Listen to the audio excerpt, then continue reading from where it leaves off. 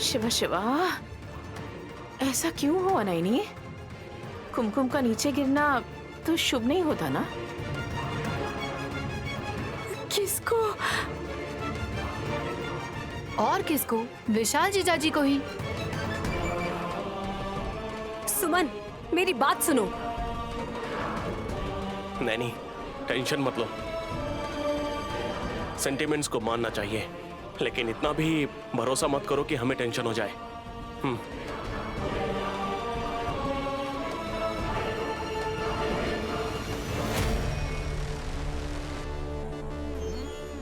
इसके अंदर थोड़ा सा कुमकुम बचा है, इसे तुम्हारे माथे पर लगा देता हूं मैं।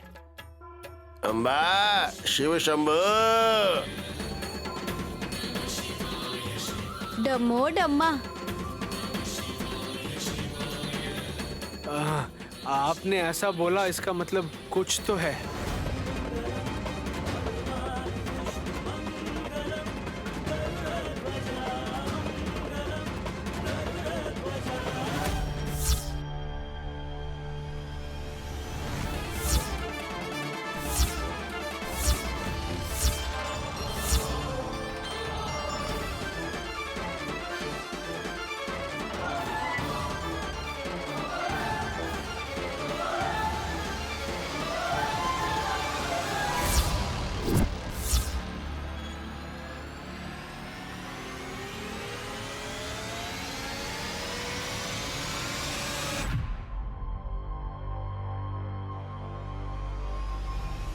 आश्चर्य हो रहा है क्या? क्या है साहब जी? मैं कब से तुम्हारे माथे पर कुमकुम लगाने की कोशिश कर रहा हूं, लेकिन ये तो तुम्हारे माथे पर लग ही नहीं रहा है नैनी। वो नहीं लगेगा विशाल।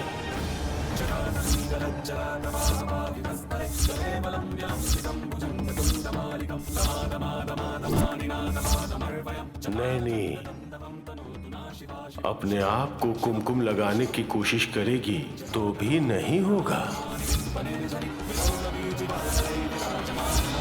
ऐसा क्यों स्वामी जी? ये तो गलती से हुआ है, फिर इतनी बड़ी सजा क्यों मिल रही है मुझे? इसमें मेरी क्या गलती है?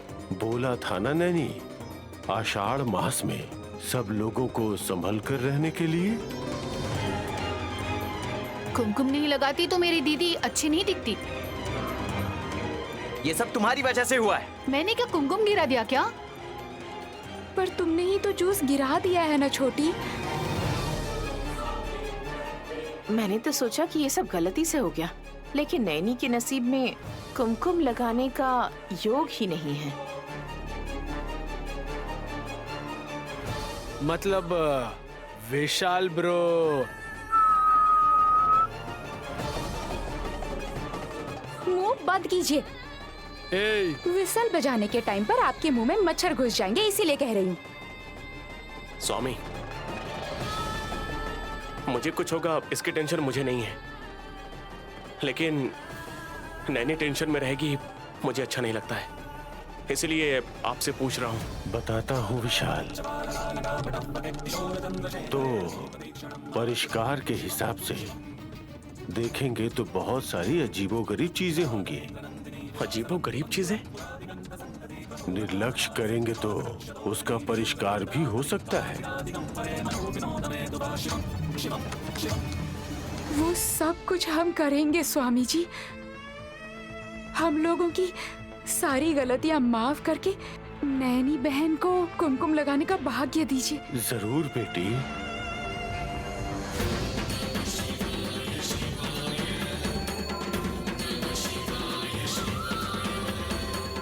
मम्मी क्या बोलेंगे? ए, चुप रहो।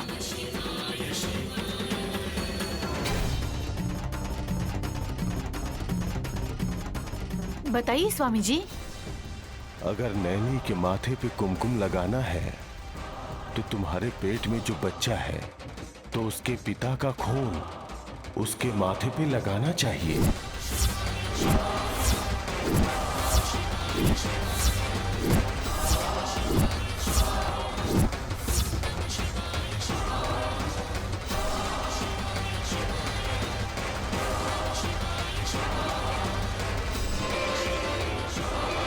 गुरुजी, ये क्या बात कर रहे हैं आप?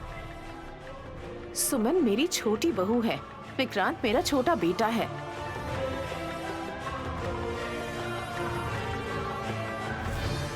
आप ऐसे बोल रहे हैं कि विक्रांत का खून निकलकर नैनी के माथे पर लग जाएगा?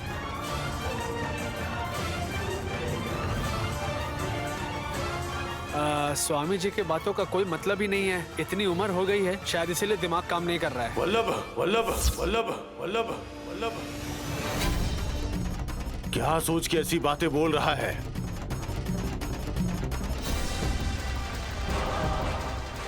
सोच समझ कर बात करनी चाहिए ना। चुप हो जाओ, चुप हो जाओ, चुप हो जाओ, चुप हो जाओ, चुप हो जाओ।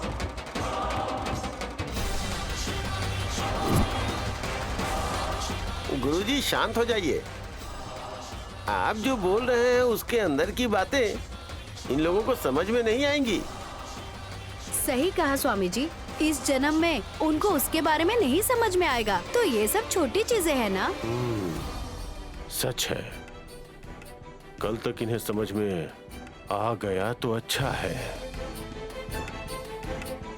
कुछ समझ में नहीं आ रहा है स्वामी। स्वामी जी, आप जैसे लोगों की बातों में जरूर कोई रहस्य छुपा होता है। हमने बिना ज्ञान की जो बातें की हैं, और अगर हमारी जुबान फिसली है तो हमें माफ कर दीजिए, हम पर भरोसा रखिए। आपसे एक बात पूछना है, विशाल बाबू पर कभी कोई मुसीबत तो नहीं आएगी ना? आहा, तुम्हारे पति को कुछ नहीं होना चाहिए, इसलिए मेरे पति का खून बहाकर अपने पति को बचाना चाहती हो? छोटी, विक्रांत के बारे में नहीं है, गुरुजी ने बोला है ना। ए, सुमन का पति विक्रांत नहीं है तो क्या श्रीकांत है? वल्लभ, तुम शांत रहो ना। देखते हैं कि कल क्या होता है।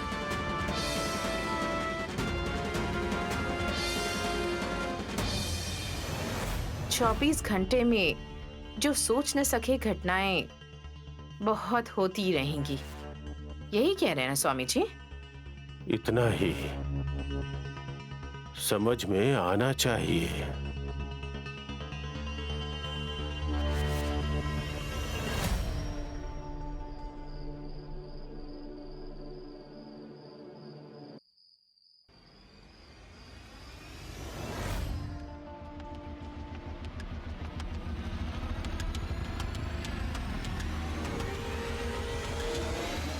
किन ख्यालों में खोई हो, ऐसे सर पकड़कर बैठी हो? गुरुजी की बातें सुनकर ना सर कटने जैसा महसूस हो रहा है। वो उन्होंने किस उद्देश्य से बोला होगा ये पता नहीं, तो बेवजह खींचो मत। आप इतनी आसानी से ये बोलने की सोचा ही नहीं था। आपकी जगह और कोई मर्द होता तो बाल पकड़कर पूछता। तुमने चोटी क्यों नहीं पहनी? जोक मत कीजिए, मुझे गुस्सा आ रहा है। अगर ऐसी कोई चीज है जो हमारे किसी काम की नहीं और हम बेवजह करते हैं, वो सिर्फ गुस्सा ही है। कहावत कहकर सर्वश्रेष्ठ बुलवाना चाहते हैं तो आपके सर पर ताज नहीं रखेगा कोई। चुप करो। वैसे तुम्हें क्या तकलीफ है, ठीक से बताओ। मेरी दीदी ने कुमकुम की डिब्बी को नीचे गिरा दिया, तभी सभी ने उन्हें दया की नजरों से देखा। वही मैंने लेमन जूस गिरा दिया तो डांट रहे थे। गिरा देने के लिए तुम कोई छोटी बच्ची नहीं हो। तुमने घमंड से फेंक दिया था। तुम्हें मारना भी गलत नहीं होगा। नैनी भाभी के सब्र की वजह से तुम बच गई। जो हो गया वो हो गया, कुमकुम भी धुल गया। दोबारा लगाने से लग नहीं रहा था तो उसके लिए और कोई क्या कर सकता है? फूले हुए इस चेहरे वाली को दोबारा सुंदर दिखना है तो मेरे होने वाले बच्चे के पिता को ही अपना खून लगाना होगा, ऐसा कहा गुरुजी ने। बताइए, थोड़ा सा भी मतलब है क्या? वो ऐसे कैसे बोल सकते हैं? हेलो, गुरुजी ने वो बात क्या सोचकर बोली मुझे पता नहीं। अगर एक बात से ही तुम्हें गुस्सा आ रहा है तो हर रोज तुम्हारी बातें सुनकर मेरा क्या होता होगा, इस बारे में सोचा है? मेरे बारे में नहीं, हमारे बच्चे के बारे में तो सोचिए। तुम्हें एक बात बताऊं सुमन, वो क्या सोच रहे हैं मुझे पता नहीं, लेकिन मैं तो सिर्फ इतना बोल सकता हूं, तुम्हारे गर्भ में ये जो बच्चा पल रहा है ना, इसका बाप मैं बिल्कुल नहीं हूं। ऐसा क्यों बोल रहे हैं आप? ये तो मैं पहले भी बोल चुका हूं, फिर से बोल रहा हूं इतना ही, क्योंकि गर्भाशय तुम्हारा नहीं है, कसी का है। समझी तुम? बच्चे को पैदा करके माँ बनने की इच्छा सिर्फ और सिर्फ तुम्हारी ही है। कोई भी सुनेगा ना तो हंसेगा आप पर। ये क्या कोई कॉमेडी है क्या? क्यों नहीं है क्या? नींद की दवा मिलाया हुआ दूध पीने से ही हमारे बीच कुछ हुआ ना। इतनी घटिया सोच रखकर मुझे बाप बनाने की कोशिश मत करना। आप क्यों आज ही इस बारे में कुरेद कुरेद कर पूछ रहे हैं ना, मैं समझ गई हूँ। क्या समझ गई हो? मेरे बच्चे का बाप होने के नाते आप कहाँ अपना खून बहाकर आप मेरी दीदी के सर पर आपको टीका लगाना पड़ेगा सोचकर घबरा रहे हैं, सही ना? ए, बेवकूफ औरत, नैनी भाभी देवी हैं। माता रानी सोचकर मेरे शरीर का एक एक बूंद बहाने बोलेंगी तो भी मैं वो करूंगा। जोर से मत बोलिए, वैसा काम करने के लिए आपको बोलने से भी पीछे नहीं हटेंगे। मुझे विधवा बनाकर मेरा चेहरा सुंदर नहीं दिखने वाला। मेकअप लगाने के लिए टाइम चाहिए बोलने वाली तुम जैसी लड़की से बात करने वाला मैं ही गधा हूं।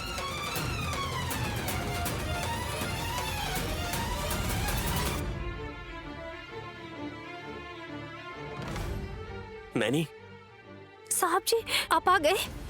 कहाँ गए थे आप? बताया नहीं, मैं कितना घबरा गई थी। तुम्हारी घबराहट कम करने के लिए ही हॉस्पिटल गया था। हॉस्पिटल? क्यों? क्या हुआ साहब जी? बुखार है क्या आपको? कुछ हुआ है क्या? क्या हुआ है? Hello hello hello madam, nothing to worry, मैं अभी बिल्कुल ठीक हूँ। तुम्हारे माथे पर कुमकुम न होने की वजह से मुझे कुछ हो जाएगा सोचकर तुम बहुत टेंशन ले रही थी ना, तो मैं हॉस्पिटल जाके अपना हेल्थ चेकअप करवा के आया हूँ। ये रही रिपोर्ट, और जब तक मैं 50-60 का नहीं हो जाऊंगा मुझे कोई बीमारी नहीं होगी। सेहत के बारे में नहीं, मुसीबत आए की सोच कर डर रही हूँ। मुझे नहीं आएगी। जिद मत कीजिए। कुमकुम ना होने की वजह से ये सर सिर्फ एक शरीर का हिस्सा लग रहा है साहब जी। हाँ नैनी, मुझे सिर्फ 2 लोगों पर भरोसा है, एक मेरी माँ गायत्री देवी और दूसरी मेरी पत्नी नैनी पे। पुनर्जन्म लेकर मुझ तक पहुंचने वाली मेरी माँ को मैं पाल कर बड़ा करके मेरी जिम्मेदारियां निभाते हुए अपना कर्ज चुकाना है। इस बारे में ही सिर्फ हमेशा कर्जदार ही रहूंगा। ये सब करना होगा तो मुझे 100 साल तक तो ना सही पर 70-80 साल तक तो जीना चाहिए। सही कहा ना? जैसे भी जी लेंगे हम, मुझे कोई फर्क नहीं पड़ता। देखा तुमने, अगर तुम इतनी शिद्दत से चाहोगी तो ये शरीर मेरा है, पर ये जान तुम्हारे लिए है। लेकिन उससे पहले तुम मेरी हो, मतलब मुझे अपने आप को कैसे भी करके सुरक्षित रखना ही होगा। सही कहा ना?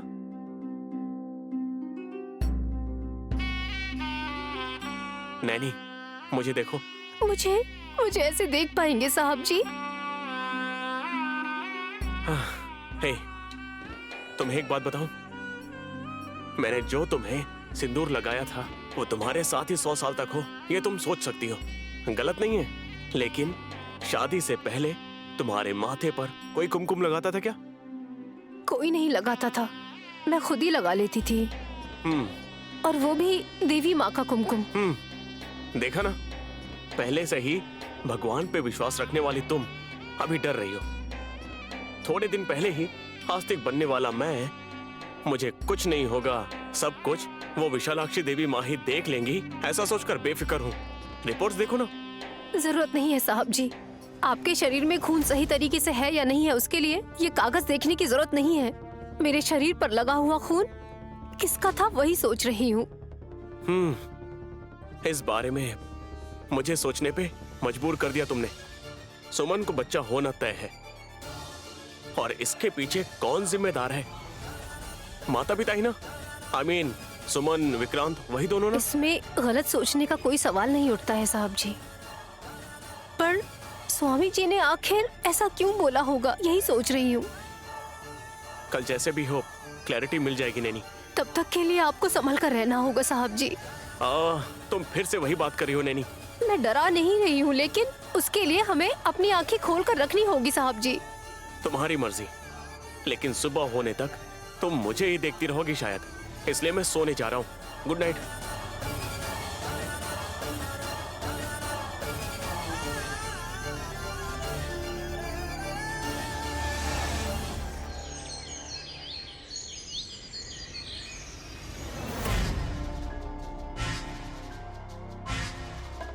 इनकी नजर ठीक नहीं है, नजर लग सकती है।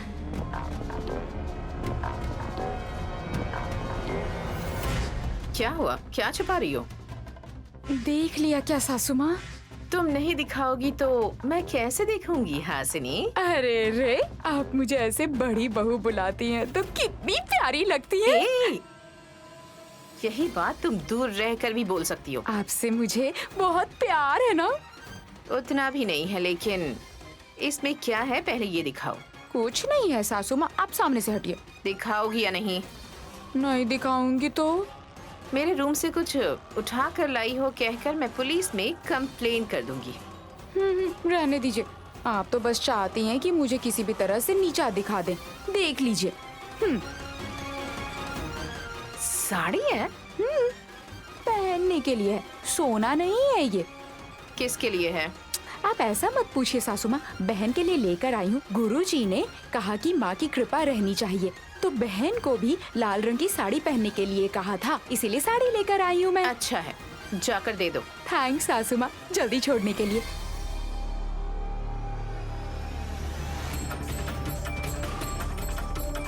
लाल रंग की साड़ी पहनने से माथे पर लाल रंग के कुमकुम की कमी पूरी हो जाएगी क्या नैनी? ऐसा नहीं होता है। कुछ भी काम तो होता नहीं है, कौन क्या कर रहा है बस उल्लू की तरह देखती रहती है। कुछ बोला आपने दीदी? है ना हमारे घर में सबसे बड़ी कलंक, वही तिलोत्तमा सासू माँ, शादीशुदा जिंदगियों में नजर लगाने के लिए। कोई बात नहीं दीदी। तुम्हारे लिए साड़ी खरीद कर लाई हूँ, ये बोलते ही आँखों को छोटा कर लिया उन्होंने और शक की नजर से देखने लग गई मुझे। कोई बात नहीं दीदी, गुरुजी ने बोला था ना। हाँ वही तो। ये रहा बहन, इसे यहाँ रख देती हूँ, नहा धोकर तुम पहन लेना, ठीक है? ठीक है दीदी, गुरुजी ने जो बोला था ना, जरूर इसे ही पहनूंगी। जल्दी आ जाना। हाँ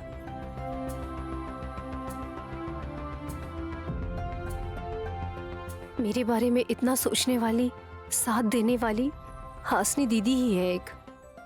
खुद की सगी बहन सुमन है, पर इतना प्यार कभी नहीं करती। काश वो भी करती।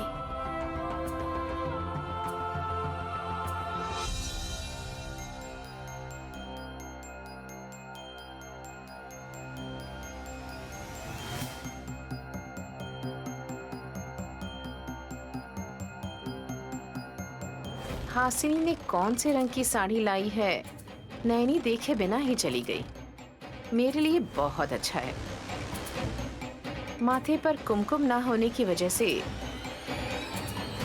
अब तुम ये सफेद साड़ी ही पहनोगी नैनी। तुम्हारा दुर्भाग्य अब शुरू हो चुका है।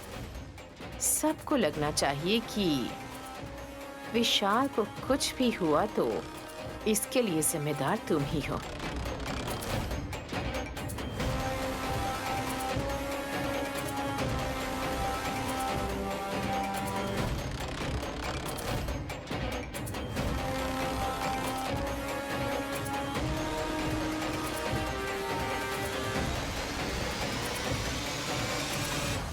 चाय चाय, गरम चाय, कॉफी कॉफी, किसको चाहिए कॉफी?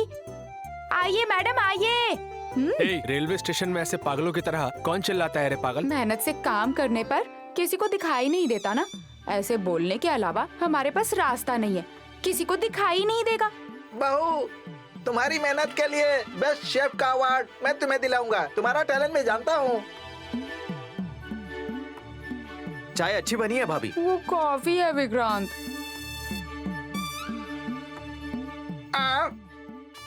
जो पसंद नहीं है कोई बात नहीं, क्या कर सकते हैं, एडजस्ट करेंगे। इसका एक्सपेरिमेंट हमेशा ऐसा ही होता है।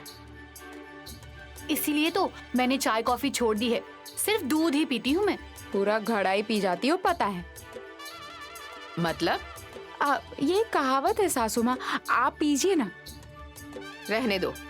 बाप रे, अभी वो बात क्यों बोल रही हो? हमने आंखों से देखा है।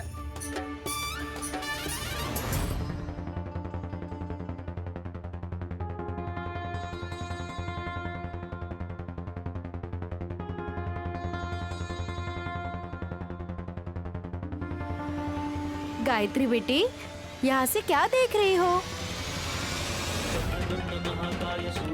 ओ, तुम्हारी शत्रु तिलोत्मा को समाप्त करने के लिए युक्ति सोच रही हो क्या?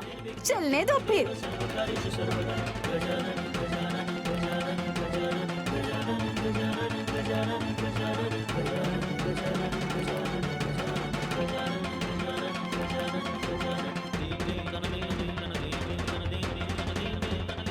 डम्मो डम्मा, उस अस्त्र का इस्तेमाल करने वाली हो क्या?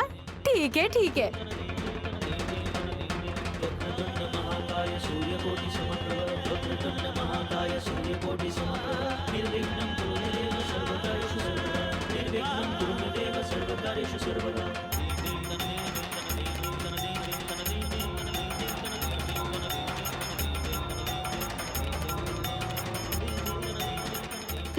मैं यहाँ रहूंगी तो मेरे ऊपर आ जाएगा माते। तुम्हारा काम तुम करो, मेरा काम मैं।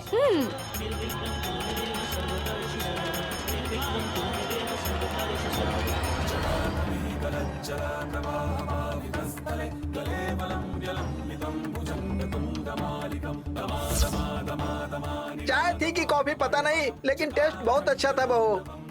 आओ भतीजे, शेयर करते हैं। नहीं चाहिए फूफा जी। क्या हुआ, मीटिंग कर रहे हैं क्या? तुम्हारी भाभी तुम्हारी पत्नी के लिए साड़ी लेकर आई है।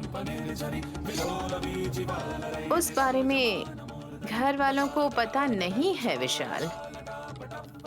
ये सच है? बात क्या है? मैंने गिफ्ट के तौर पर नहीं दिया है। गुरुजी ने कहा था आज के दिन नैनी बहन लाल रंग की साड़ी पहनेगी तो अच्छा होगा। अभी बहन उसी साड़ी में आएगी, देख लेना। भाभी, आपने तो कुछ और ही बोला है, पर हो कुछ और रहा है। क्या हुआ? नैनी व्हाइट साड़ी पहनने वाली है। बोलना कुछ और करना कुछ। इस घर में तो रिवर्स ही होते रहता है।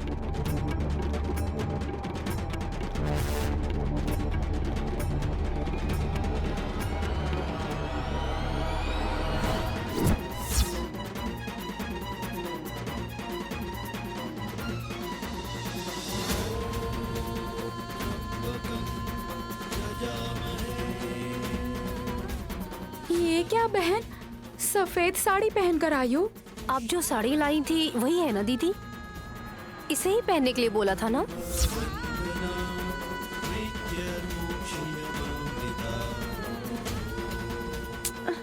मैं जो लेकर आई थी वो रेड थी। नहीं दीदी, सफेद साड़ी थी।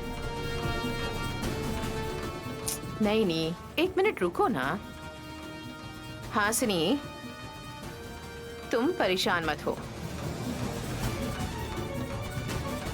कुछ ना कुछ पहनकर तो आई है ना। इतने हल्के में नहीं लेना चाहिए जेठ जी। पहले ही बिंदी के बगैर मेरी दीदी विशाल जीजाजी आंखों के सामने होकर भी नहीं है जैसे वो चल बसे हो। सफेद साड़ी क्यों पहनी है इसने?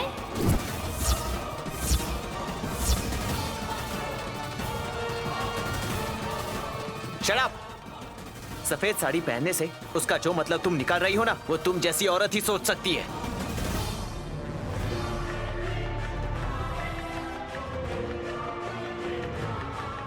सुहाग रात में भी सफेद साड़ी पहन के जाते हैं ना? जी हाँ। तब उसका मतलब क्या होता है? पति जिंदा है या पति मर गया? अरे औरतों के साड़ियों के बारे में हम क्यों बोलें? चुपचाप अपना कॉफी पियो और निकल लो। बड़े भतीजे, लेडीज मैटर में गुस्सा करोगे तो फंस जाओगे, और जितना चुप रहोगे उतनी शांति।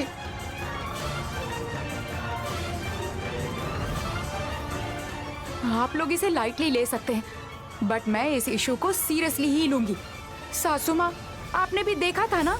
क्या? मैं जो लाल रंग की साड़ी लेकर आई थी। कौन सी? थोड़ी देर पहले नैनी के नहाते जाते वक्त तुम जो कवर में रखकर जो साड़ी लेकर आई थी वही क्या? हाँ, रेड साड़ी। वो तो व्हाइट साड़ी थी ना हासिनी।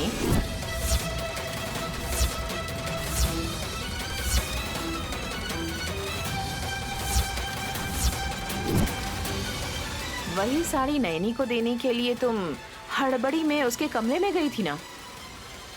चोरनी कहेगी। अब मुझे सब समझ आ रहा है। लाल रंग की साड़ी को बदल दी और सफेद साड़ी रख दी होगी।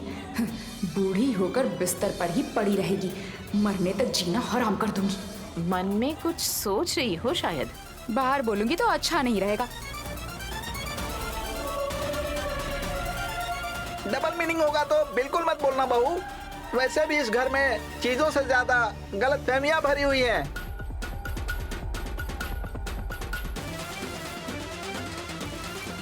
हासनी दीदी, आप तो मेरी बहन का अच्छा ही सोचती हैं हमेशा, फिर आज क्यों ऐसा किया आपने? करने के बाद भी साड़ी का रंग बदल कर बोल रही है।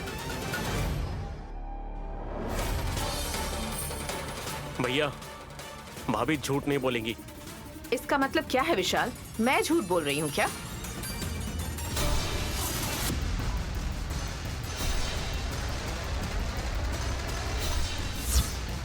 नहीं माँ, किसी को भी नेगेटिव सोचने की जरूरत नहीं है, क्योंकि मेरी पत्नी नैनी इस घर में लक्ष्मी देवी की तरह घूमती थी। अभी सफेद साड़ी में बिल्कुल सरस्वती देवी लग रही है।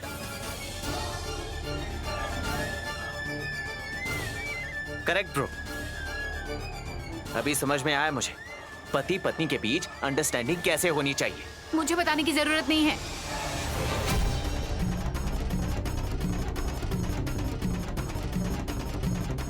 डमो डम्मा। अब क्या हो गया डमो?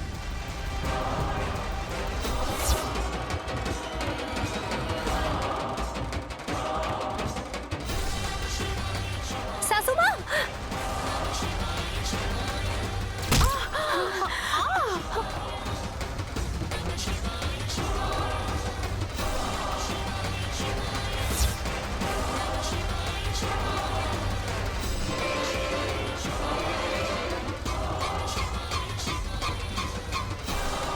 बाप रे, पत्थर! सासू माँ को ऐसा धक्का क्यों मारा दीदी? धक्का नहीं मारा है, दूर हटाया है। नहीं तो माँ के सर पे पत्थर गिरकर सर फट गया होता।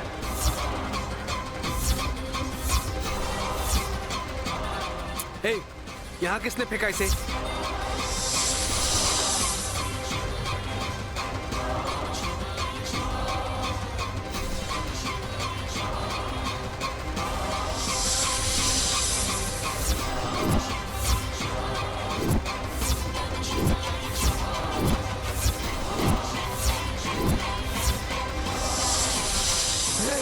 बाप रे, सांप! भतीजे, सांप!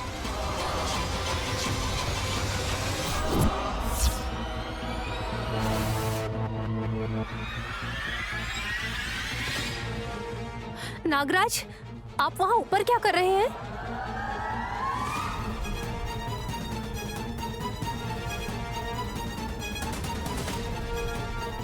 तुम अच्छे से बात कर सकती हो, लेकिन ये मुझे पसंद नहीं आया। मेरे सिर पर पत्थर डालने वाले का सिर भी चूर चूर हो जाना चाहिए। अरे नहीं माँ, रुकिए। माँ, आपसे बोल रहा हूँ माँ। सासू माँ, रुक जाइए। अरे माँ, रुक जाइए माँ। सासू माँ, माँ, ऐसा मत कीजिए। सासू माँ, अरे माँ, माँ, माँ, रुक जाइए माँ।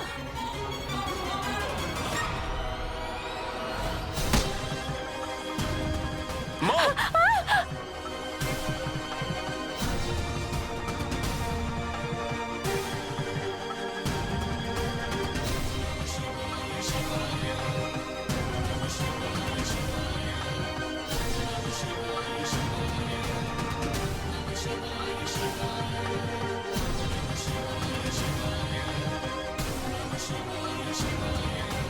अरे ये क्या किया आपने? नागराज को चोट लग गई। खून भी निकल रहा है।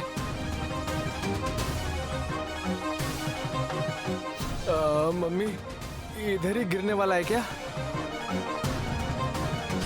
मेरी बीवी होती तो उसे पकड़ लेता। अब मैं किसको पकड़ूं? अब भतीजे, मैं तुम्हें पकड़ लेता फूफा हूँ। जी, कुछ नहीं होगा, कुछ नहीं होगा। जरूर ये सासू माँ को काट कर मार डालेगा शायद। माफी मांगने से शांत हो जाएगा शायद।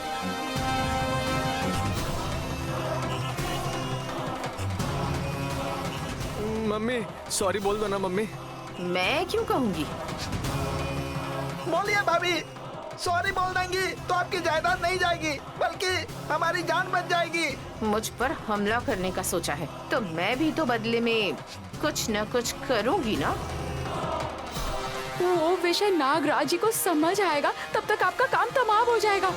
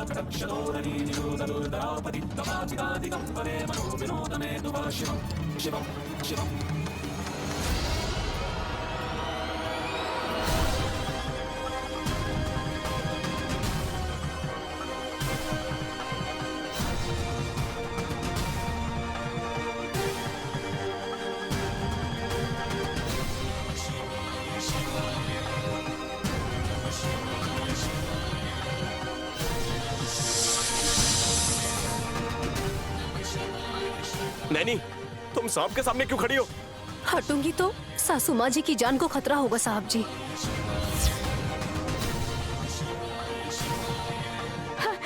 बहन छोड़ दो बहन, दूर हट जाओ।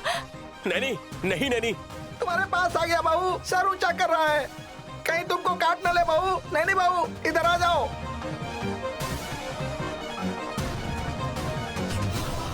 रुक जाइए नागराज। नैनी रुको। भाभी, नैनी, भाभी, नैनी, नैनी, नहीं बहू, नैनी, मत करो। नैनी क्या कर रही हो? नैनी, भाभी,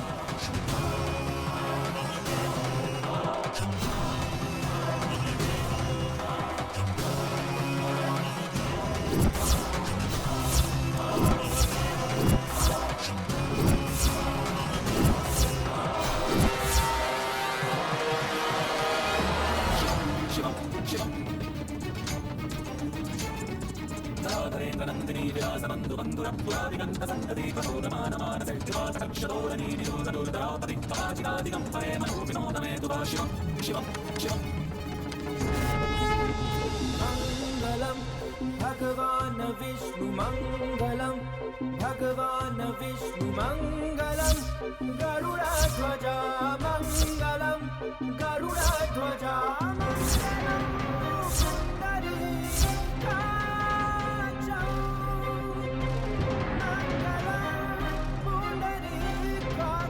खून से टीका लगाना अब कभी नहीं होगा शायद। दुनिया में ऐसा पहली बार देख रहा हूँ मैं। आपको चोट लगी है फिर भी मदद करने के लिए आए हैं क्या नागराज? मेरे मांगल्य को बचाने के लिए आपने खुद को कष्ट में डाल दिया है नागराज।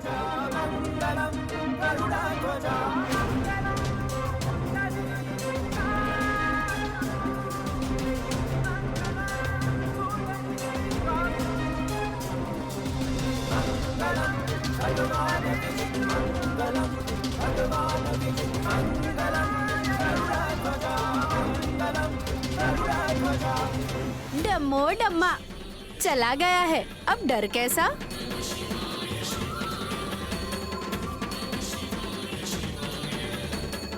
थैंक गॉड, काटे बिना नैनी को टीका लगाकर चला गया। टीका तो लगा गया है, लेकिन नैनी को कुमकुम लगाने के लिए सुमन के गर्भवती होने के पीछे जिसका हाथ है उसे लगाना चाहिए था, ऐसा गुरुजी ने कहा था ना।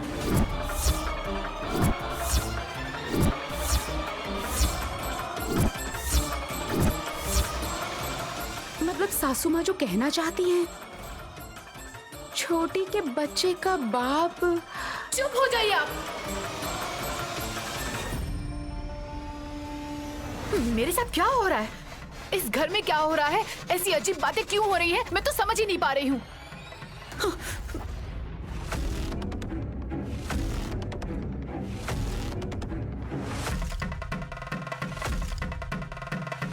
मुझे अपने खून से टीका लगाने वाले नागराज को हल्दी लगानी चाहिए थी। तुम्हारा भला करके गए नागराज, 1 मिनट भी नहीं रुके।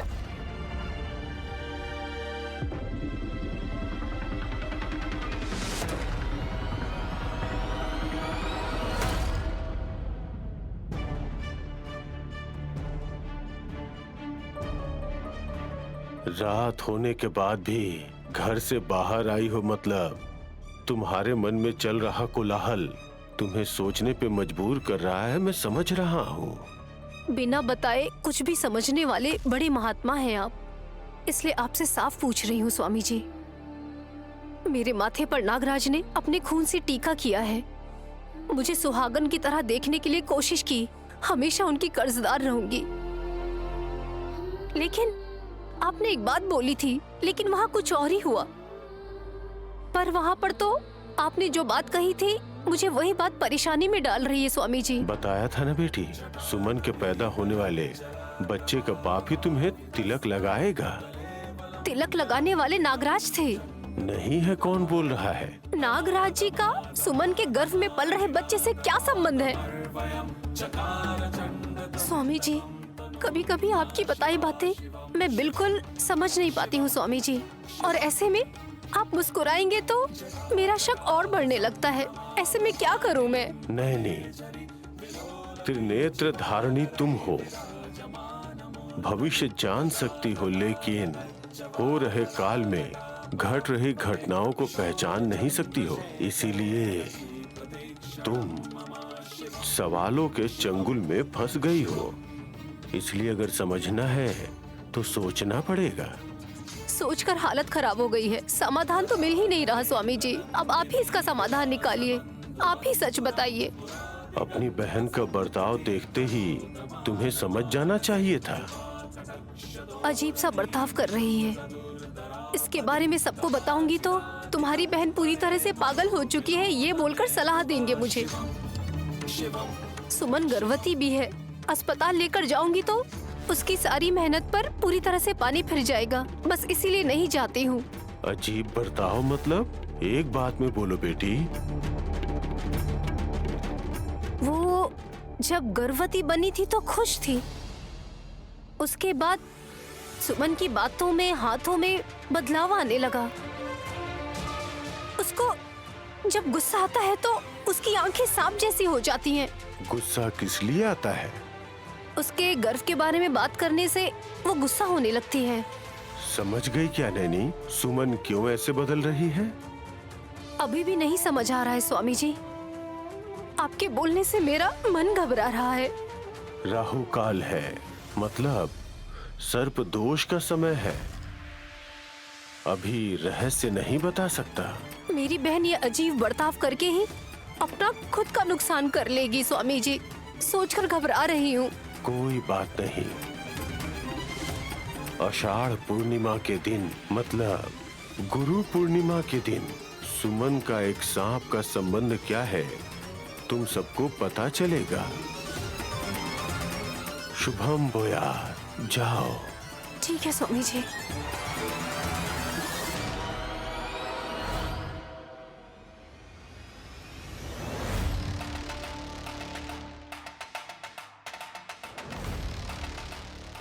मम्मी, तुम बहुत भाग्यशाली हो।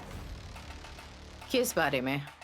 तुम अभी तक जिंदा हो ना, वरना मरने के बाद अब तक तुम्हारे शरीर को जला दिया होता। ए बेवकूफ, फिजूल की बातें मत क्या करो। सर भी है और पूंछ भी है। मेरे पास नहीं मम्मी, उस नागराज जी के पास। ऐसे क्या देख रही हो? सर पर पत्थर फेंका था, इसलिए उस सांप पर फ्लावर वास उठाकर फेंक दिया। चोट लगने पर भी तुम्हें काटने के बदले 6 फुट का सांप नैनी के माथे पर तिलक लगाकर वहां से बिना कुछ कहे चुपचाप चला गया। तो तुम हुई ना लकी। अभी तुम में समझ नहीं है, इसलिए तुम इस तरह की बातें कर रहे हो। वो क्या है? गुरुजी ने कहा अगर नैनी को कुमकुम प्रसाद के रूप में प्राप्त करना है तो सुबह लाल रंग की साड़ी पहननी होगी उसे। तुम्हारी पत्नी लाल रंग की साड़ी खरीद कर लाई थी उसके लिए, और मौका मिलते ही नैनी के सुहाग की निशानी को हमेशा के लिए मिटाने के लिए मैंने वो लाल रंग की साड़ी बदल दी और उसकी जगह सफेद साड़ी रख दी। ओह आई सी। मतलब जो सफेद साड़ी तुमने रखी थी नैनी ने उसी को पहना। हाँ। मम्मी वो साड़ी की कॉस्ट क्या थी? 6000। फिर तुम्हें ही चुना लगा गई ना। कैसे? तुम्हारी साड़ी नैनी को मुफ्त में मिल गई और सांप टीका नैनी को ही लगा गया। पागल लड़के, चिल्लर के बारे में क्यों सोच रहे हो तुम? ऐसा सोचने से हासिनी जो लाल साड़ी लाई थी वो तो 16000 की थी। ओह, क्या बात कर रही हो मम्मी? मतलब 10,000 के प्रॉफिट? हाँ? इडियट, साड़ियों का क्या है, फट गई तो दूसरी आ जाएगी। वो सांप नैनी के माथे पर अपने खून से टीका क्यों लगा कर गया है? सुमन के पैदा होने वाले बच्चे का बाप विक्रांत है या फिर कोई और है, ये सच जानने के बारे में हमें सोचना पड़ेगा। क्या बात कर रही हो मम्मी? छोटी साली ने भाई को पीठ पीछे अहिला धोखा दिया, ऐसा बोल रही हो क्या? सुमन ऐसा नहीं कर सकती। वही ना। तुमने एक बार गंगाधर से और दूसरी बार जगदीश से शादी कर ली है। बोलो, और जोर से बोलो, मोहल्ले के सारे लोगों को सुना दो। बेवकूफ लड़का। मम्मी तुम्हारा ना डांटना ही मेरे लिए आशीर्वाद है। अच्छी है ना मम्मी मेरी फीलिंग्स? ए, बकवास बंद करो। तुमसे बात करती रहूंगी तो मेरा दिमाग भी काम करना बंद कर देगा। अब वो नहीं मम्मी, एक्चुअली। ए, बाहर जाओ। वैसा नहीं है बाहर जाओ।